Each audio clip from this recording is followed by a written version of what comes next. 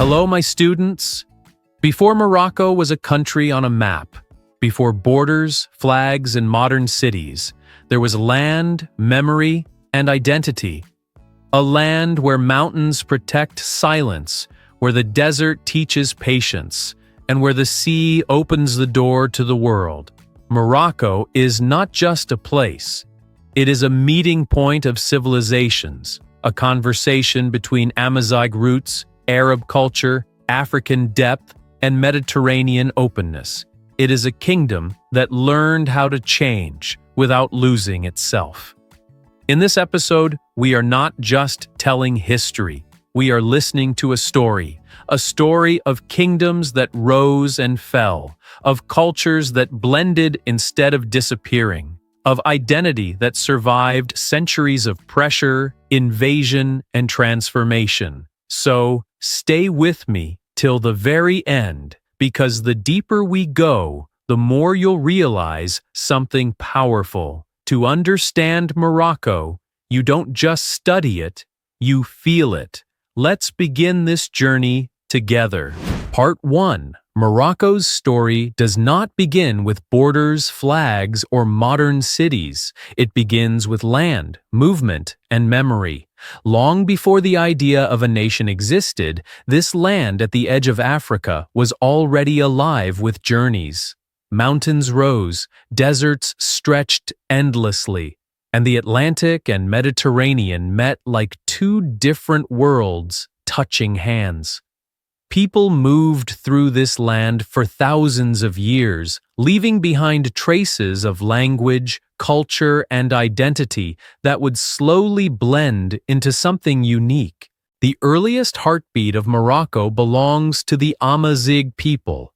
They were not newcomers, they were the land itself. For centuries, Amazigh tribes lived across mountains, plains, and deserts, building communities based on freedom, resilience, and deep connection to nature. They adapted to harsh environments, learned how to survive where others could not, and developed rich traditions, music, symbols, and languages. Identity was not written on paper, it was carried in memory, stories, and daily life. Even today, Morocco's soul cannot be understood without understanding the Amazigh spirit, proud, independent, and deeply rooted. Because of its position, Morocco was never isolated. It stood at a crossroads of civilizations. Phoenicians arrived by sea, bringing trade and contact with the wider Mediterranean world. Romans followed, building cities, roads, and systems of governance. Remains of their presence still stand quietly, reminding us that Morocco was connected to global history long before globalization had a name. Yet even as empires came and went, local identity did not disappear. It absorbed, adapted, and survived. Everything changed in the 7th century with the arrival of Islam. This moment reshaped Morocco forever.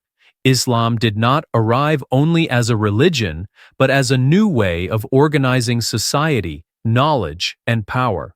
Arabic language, Islamic law, and spiritual life blended with Amazigh culture rather than erasing it. This fusion created something new, not purely Arab, not purely Amazigh, but Moroccan. A layered identity began to form, built on belief, tradition, and coexistence. From this fusion rose the great Moroccan dynasties. The Idrisids were among the first, establishing an early Islamic state and founding cities like Fez, which would later become a center of learning, spirituality, and culture. Fez was not just a city, it was an idea, a place where scholars, traders, students, and travelers met. Knowledge flowed through its streets, mosques became universities, ideas traveled alongside goods. Morocco was no longer just a land people passed through. It became a center people traveled to. As time moved forward, powerful dynasties like the Almoravids and Almohads rose from the desert and mountains. They were not only rulers, They were reformers, warriors, and builders. They unified large territories across North Africa and even into Andalusia in Spain. Under their rule, Morocco became part of a vast world where science, architecture, philosophy, and art flourished. Cities like Marrakech were founded and transformed into capitals of power and beauty. Walls rose, mosques expanded, and culture thrived. What made Morocco special during these centuries was not only power, but balance. Religion and governance, trade and scholarship, desert and city life all coexisted. Caravans crossed the Sahara, bringing gold, salt, and stories from deep Africa. Ports connected Morocco to Europe and the wider Mediterranean. Morocco became a bridge between Africa and Europe, between desert and sea, between tradition and change. Yet Morocco was never a simple or peaceful story. Dynasties rose and fell, conflicts erupted, power shifted. But something remarkable remained constant: the idea of sovereignty. Morocco resisted complete domination longer than many regions. Even when foreign powers arrived, they rarely erased local authority completely. Moroccan identity proved difficult to break because it was not built on one single element.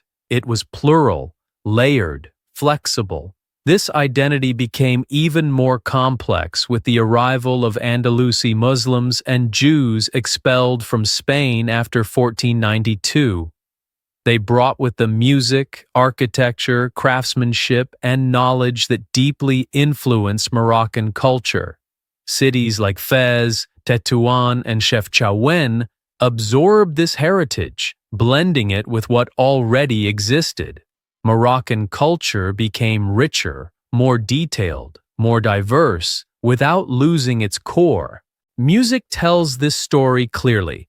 Andalusi melodies, Amazigh rhythms, Gnawa spiritual sounds all coexist in Morocco. So does language.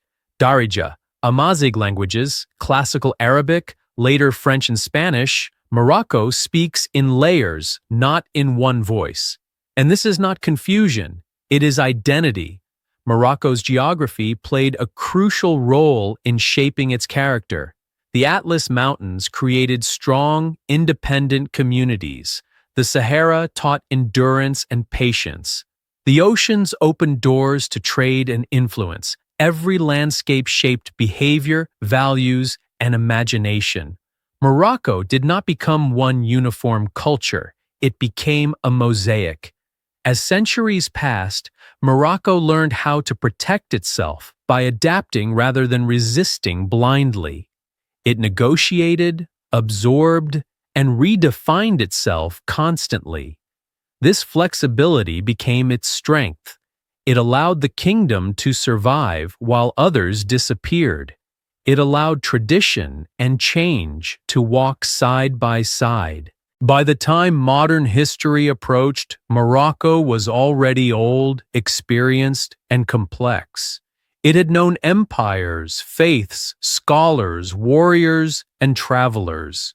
Its identity was not something that could be written in a single sentence. It was lived, spoken, sung, and remembered. And this is only the beginning, because in the next part, we will explore how Morocco faced foreign pressure, colonial challenges, resistance, and transformation, and how it fought to protect its identity while stepping into the modern world. Part 2. As the modern world began pressing closer, Morocco found itself standing at another crossroads, familiar yet dangerous.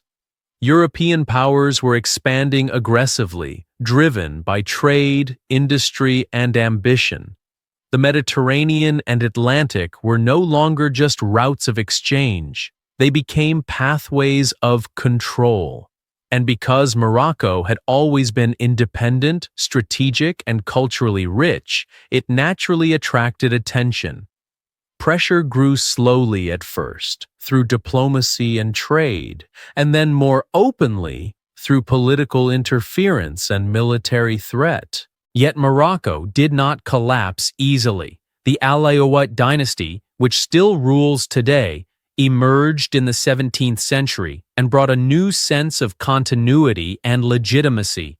Sharifian authority, tied to lineage and religion, helped unify the land and strengthen sovereignty. Sultans ruled not only through force, but through symbolism, negotiation, and deep connection with religious and tribal structures. Power in Morocco was not centralized in the modern sense. It flowed through networks of loyalty, tradition, and shared identity.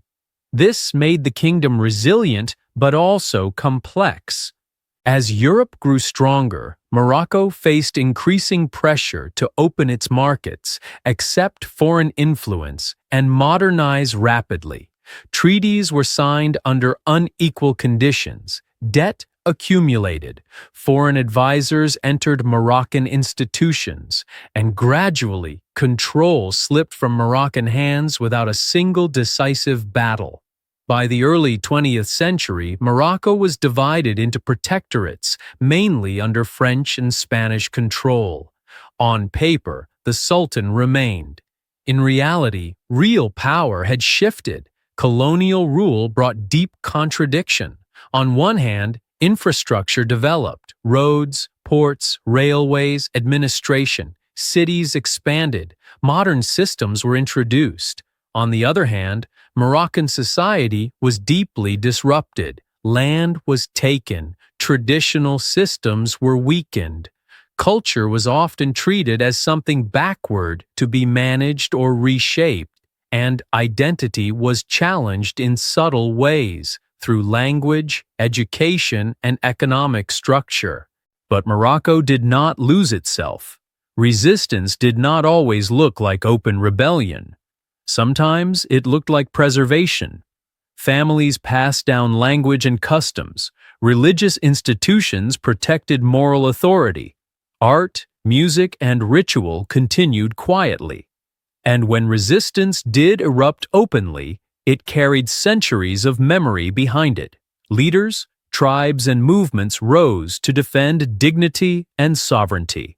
The Rif War under Abdelkrim el-Khattabi became a powerful symbol of anti-colonial resistance, inspiring not only Moroccans but movements across the world. At the same time, a new kind of awareness was growing. Moroccan intellectuals, students, and activists began articulating national identity in modern terms. They spoke of unity, independence, and self-determination. They used newspapers, schools, and political organizations to spread ideas. Nationalism was no longer only emotional. It became structured and strategic. Language played a crucial role in this transformation. Arabic and Amazigh carried history and belonging.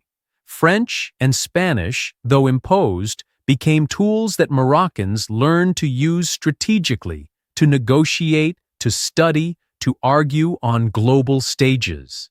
Morocco did not reject complexity, it learned to navigate it. Identity became layered again, not lost. Religion also adapted. Islam remained central, but it was not frozen in time. Religious leaders engaged with modern realities, offering continuity rather than resistance for its own sake. This balance helped Morocco avoid extremes. Change was slow but deliberate. By the mid-20th century, the desire for independence was impossible to silence. The return of Sultan Mohammed IV from exile became a moment of national unity and emotional awakening. Streets filled, voices rose. Independence was not just a political goal, it was a recovery of dignity. In 1956, Morocco regained its independence, not through collapse or chaos, but through negotiation supported by collective pressure and legitimacy.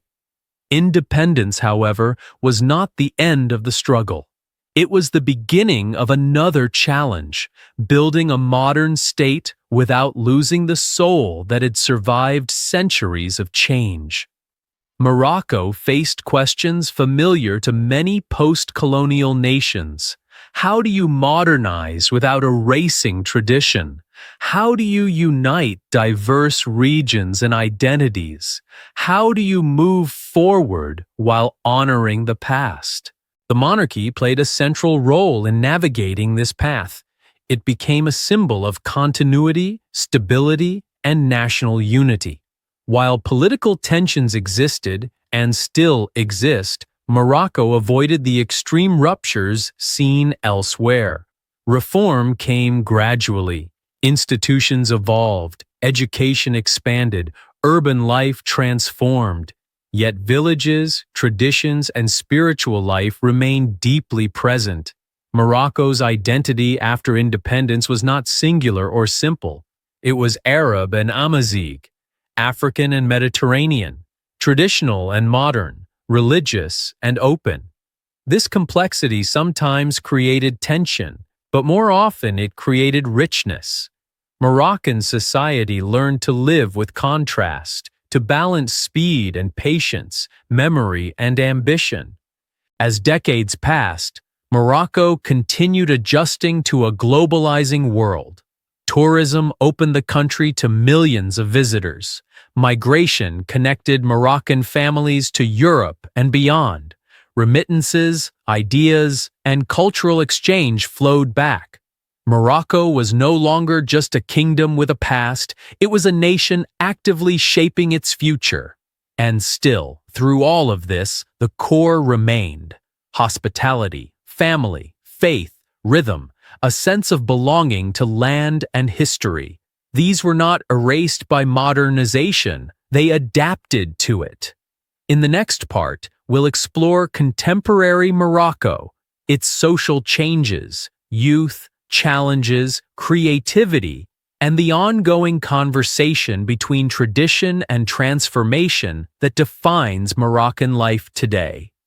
Part 3. As Morocco moved deeper into the second half of the 20th century and stepped fully into contemporary life, the country began experiencing a transformation that was quieter than colonial rule, but just as powerful. Independence had restored political sovereignty, yet the real work now lay in shaping society itself.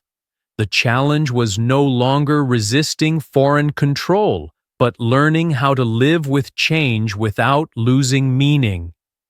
And Morocco approached this challenge in its own way, slowly, carefully, and with deep awareness of its past. Cities expanded rapidly. Casablanca grew into an economic giant, loud, fast, ambitious, and sometimes overwhelming. Rabat developed as a political and administrative center, calmer, more structured, more official. Marrakech remained symbolic, carrying memory, tourism, art, and rhythm in its red walls. Tangier looked outward, facing Europe and the Atlantic, absorbing international influence, writers, artists, and travelers. Each city expressed a different side of Moroccan identity, like different voices in the same conversation. At the same time, rural Morocco continued to exist with its own logic and pace.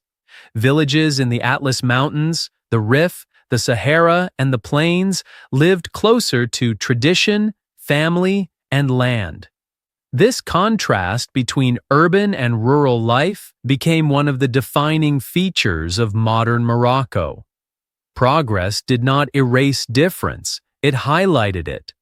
And Moroccans learned to move between worlds, traditional at home, modern at work, local in spirit, global in communication. Language reflected this perfectly. Darija became the language of daily life, humor, intimacy, and street wisdom. Amazigh languages carried memory, land, and ancestral pride. Classical Arabic represented religion, education, and official discourse. French remained present in administration, business, and science. Spanish echoed in the north, and increasingly, English appeared as a language of opportunity, technology, and global connection. Rather than choosing one voice, Morocco learned to speak many, switching naturally depending on context. This flexibility, often misunderstood from the outside, became a strength. Culture continued evolving in the same layered way.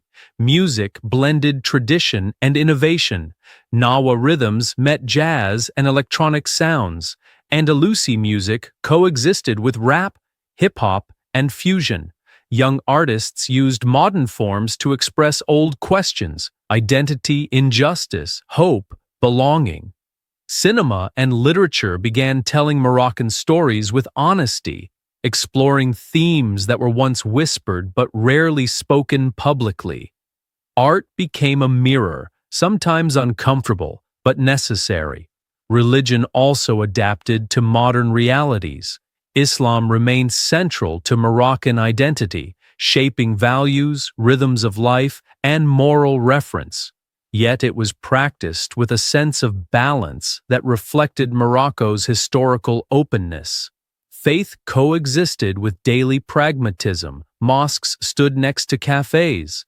Tradition walked alongside adaptation. For many Moroccans, spirituality was not loud or extreme. It was woven quietly into life, guiding behavior rather than dominating it. Education expanded, opening doors that were once closed. Universities grew. Students traveled abroad and returned with new perspectives. Youth became more visible, more vocal, more connected. They questioned authority, tradition, and expectation, not to destroy them, but to understand them. This questioning sometimes created tension between generations, yet it also signaled vitality. A society that questions itself is alive. At the same time, economic challenges shaped daily life. Unemployment, inequality, and limited opportunities pushed many young Moroccans to look outward. Migration became part of the national story again, just as it had been centuries earlier. Families spread across continents. Europe became close and distant at the same time. Remittances supported households. Ideas traveled back and forth. Identity stretched across borders without breaking. Women's roles began changing more visibly as well. Education, legal reforms, and social awareness opened new spaces. Women entered professions, arts, activism, and public life in greater numbers. Change was not uniform, and resistance existed, but movement was undeniable. Moroccan society was renegotiating tradition from within, not abandoning it, but reinterpreting it. The monarchy continued to act as a central anchor during these transformations. It symbolized continuity in a fast-changing world. Reforms were introduced gradually, often after consultation and adaptation. This pace frustrated some and reassured others, but it reflected Morocco's historical approach to change, evolutionary rather than revolutionary. Media and technology accelerated everything. Satellite television, then the internet, then social media connected Morocco to global conversations instantly. Young Moroccans watched the same content as youth elsewhere, compared lives, shared opinions, organized, and expressed themselves. This created new possibilities and new pressures. Global culture entered local life, sometimes harmoniously, sometimes in conflict. The question became no longer, who are we, but how do we remain ourselves while engaging with the world? And yet, through all of this movement, certain constants remained: hospitality, family bonds, respect for elders, attachment to land, food, ritual, and celebration. Ramadan nights, weddings, funerals, markets, tea shared slowly. These moments continued grounding life. They reminded people that identity is not something you lose easily. It lives in practice, not theory. Morocco's strength in this period came from its ability to hold contradictions without breaking. Modern but traditional, open but rooted, diverse but unified, African, Arab, Amazigh, Mediterranean, past and future in conversation rather than conflict. And this ongoing conversation is not finished, because in the next part, we will explore the Morocco of today and tomorrow, the challenges it faces, the creativity it produces, the hopes of its youth, and the way this ancient kingdom continues to redefine its place in a rapidly changing world. Part 4. As Morocco moves through the present moment, it carries its long history on its shoulders while looking carefully toward the future. This is not an easy balance. The world today is fast, demanding, and often impatient, while Morocco's identity was built on patience, continuity, and deep roots.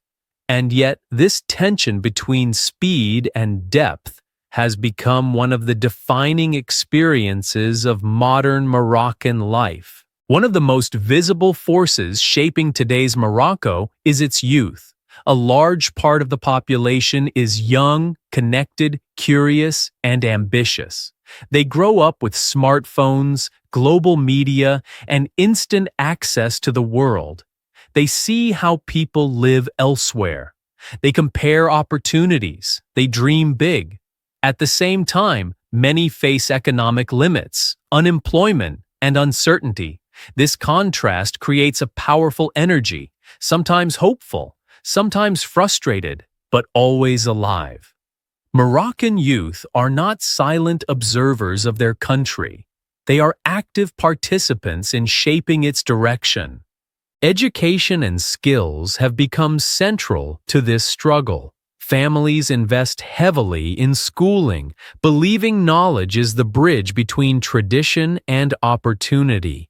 Many young Moroccans speak multiple languages, move easily between cultures, and adapt quickly. This flexibility reflects Morocco's historical role as a crossroads.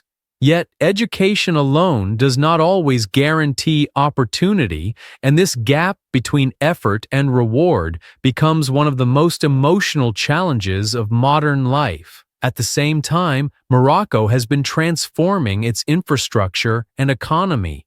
Large projects, renewable energy initiatives, ports, high-speed rail, and industrial zones signal a desire to position the country as a regional hub between Africa, Europe, and the Middle East. Morocco is not trying to compete by speed alone, but by strategy, stability, location, and long-term vision. This approach reflects an old lesson learned through history. Survival comes from balance, not rush. Culturally, Morocco is experiencing a creative awakening. Artists, musicians, filmmakers, designers, and writers are telling Moroccan stories in new ways. They are not rejecting tradition, they are translating it. Old symbols find new forms. Ancient rhythms meet modern beats. Traditional crafts inspire contemporary design. This creativity is not always loud, but it is steady, rooted, and confident. It says, "We know who we are, and we are not afraid to evolve." Social conversations have also become more open. Topics once considered private or untouchable are discussed more openly, especially among younger generations. Questions about identity, freedom, gender roles, mental health, and purpose are part of everyday dialogue. This does not mean consensus exists, far from it. Moroccan society still debates, negotiates, and sometimes clashes over values. But the conversation itself is a sign of growth. Silence is being replaced by dialogue. Religion continues to play a central role, but its expression remains distinctly Moroccan. Faith is present, respected, and woven into daily life, yet it rarely seeks domination. Morocco's religious identity has historically favored moderation, coexistence, and continuity.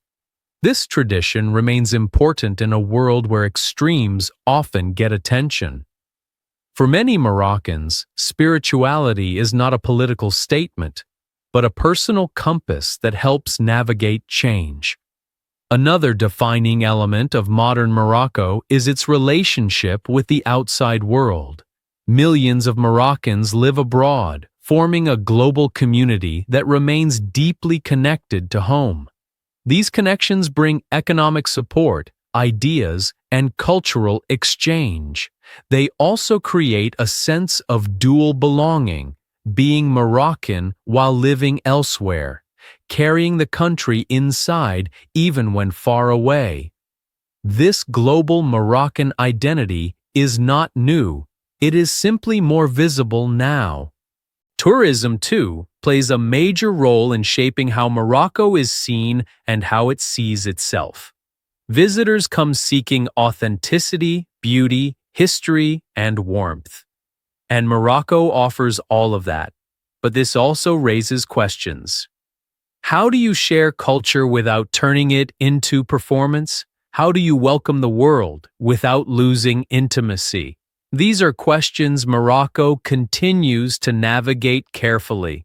Despite challenges, one quality stands out clearly in today's Morocco: resilience.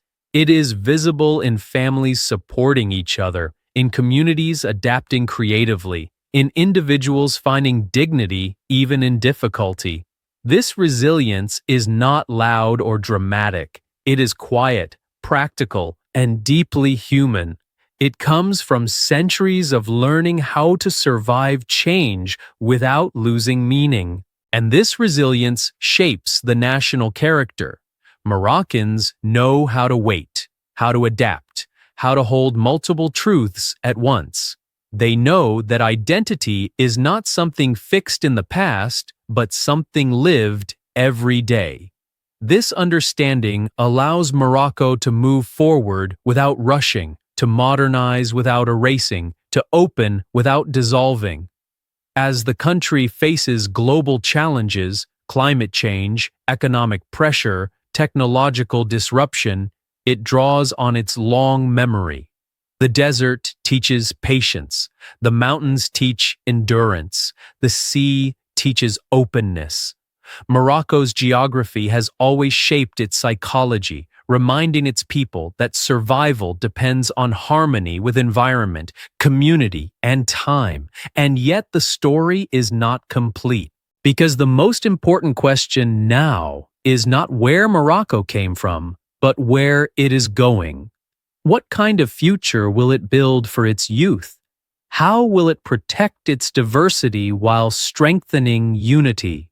How will it remain itself in a world that constantly pushes towards sameness?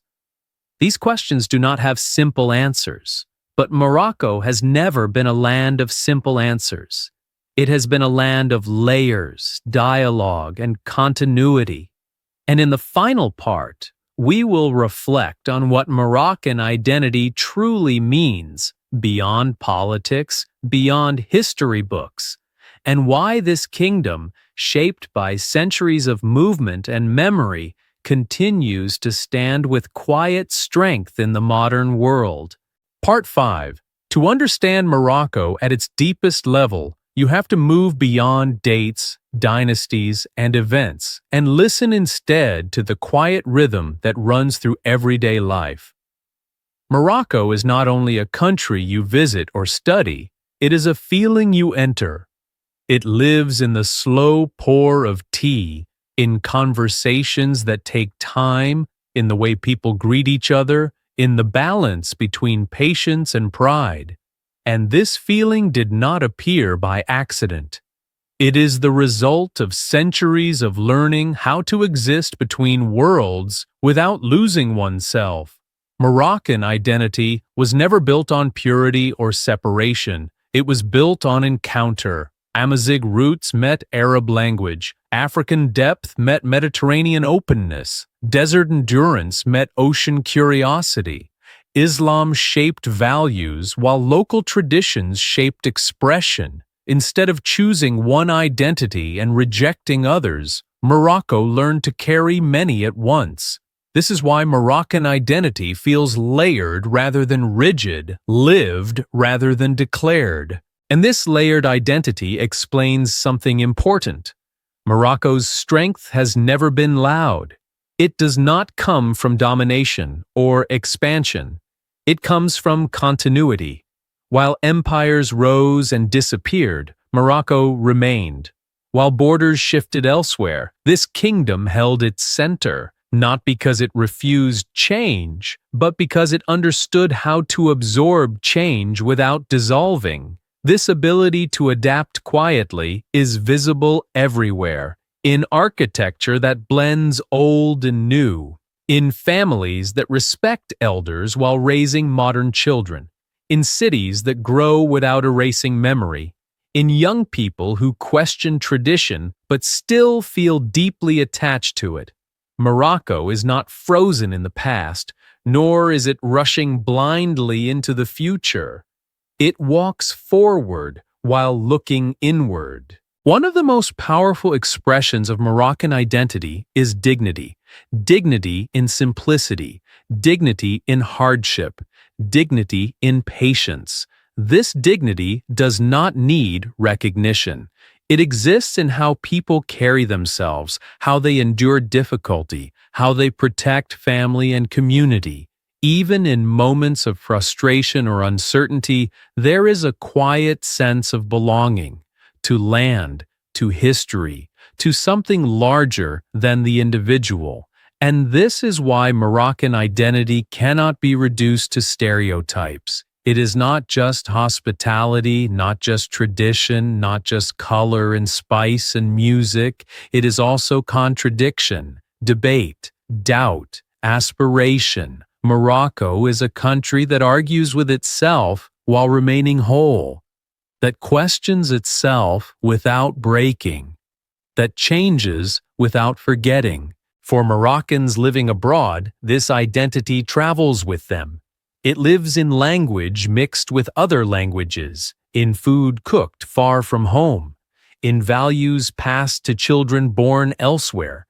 Distance does not erase belonging, it reshapes it. Morocco becomes something carried inside, not just a place on the map. And this global Moroccan presence adds another layer to the story, proving that identity is not limited by borders. Looking forward, Morocco faces the same question it has always faced, just in a new form: how to remain itself while the world changes faster than ever. Technology, climate, economy, and culture are transforming daily life. The pressure to become more efficient, more competitive, more modern is constant. But Morocco's history suggests that survival does not come from speed alone. It comes from balance. The future of Morocco will not be built by rejecting its past, nor by worshiping it blindly. It will be built by dialogue between generations, between tradition and innovation, between local values and global realities. This dialogue is sometimes uncomfortable, sometimes slow, but it is deeply Moroccan. It is how the kingdom has always moved forward. And perhaps this is Morocco's quiet message to the world. That identity does not have to be aggressive to be strong. That continuity can be more powerful than conquest. That patience can be a form of wisdom. In a world obsessed with speed and noise, Morocco reminds us that endurance matters. From ancient Amazigh roots to Islamic dynasties, from colonial pressure to independence, from tradition to modern creativity, Morocco's story is not one of sudden transformation, but of long memory. It is a story written over centuries, not shouted in moments. A story that continues not because it is perfect, but because it knows how to last. And that is why Morocco remains what it has always been: a kingdom shaped by land, belief, culture, and people who know that identity is not something you declare once, but something you live every day. The story does not end here. It continues in streets, homes, villages, cities, and hearts. Quietly, steadily, Morocco remains.